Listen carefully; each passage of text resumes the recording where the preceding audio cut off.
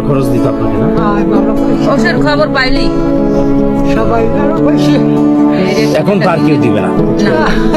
কি বল? কেউ নাই।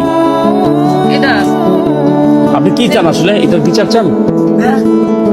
এটার কি চান? তারা যে এইভাবে বিশেষ তাই না একেবারে দিয়ে মারে। এটাই ছিল নেতা, এটাই মনুষ্যত্ববোধ, এটাই রাজনীতি, এটাকেই রাজনীতি বলে। আসলে এই মহিলাটাকে, এই বুড়ি মা বা এই মহিলাটাকে উনি 1,000 টাকা করে দিত প্রতি মাসেই। উনি প্রতি মাসেই 1,000 টাকা করে দিত, আর যদি অসুস্থ হইতো তারপরে খরচ চালাইতো।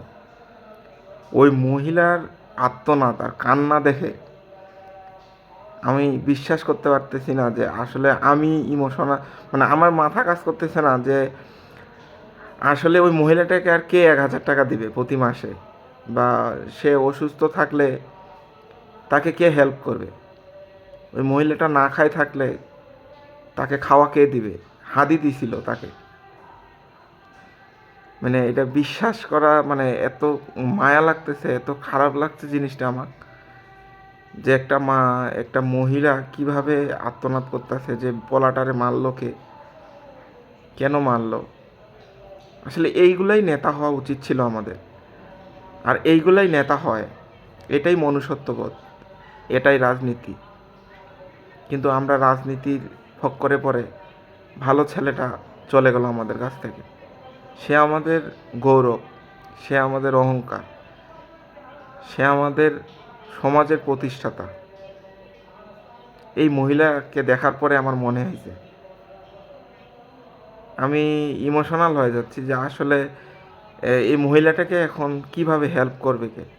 হয়তো হাদির মতো করে হেল্প করবে কেউ দেখে, কিন্তু হাদির মতো করে হেল্প করা হয়তো হবে না।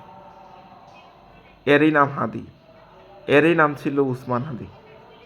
আর সেই ছিল একদম নেতা,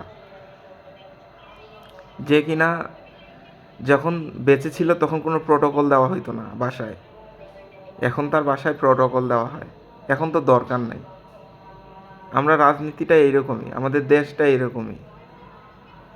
আমাদের বিশ্বাসও এতটুকুই, না বিশ্বাসও এতটুকুই, কিছুই বলার নেই, শুধু অনুগত প্রকাশ ছাড়া।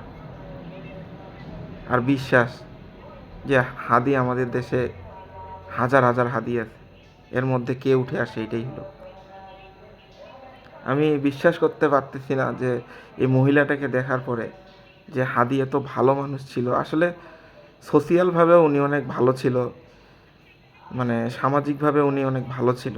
তার ফ্যামিলি, ওয়াইফ, সবাইকে দেখলেই বোঝা যায় যে উনি মানুষ হিসেবে যথেষ্ট ধার্মিক ছিল এবং ভালো ছিল।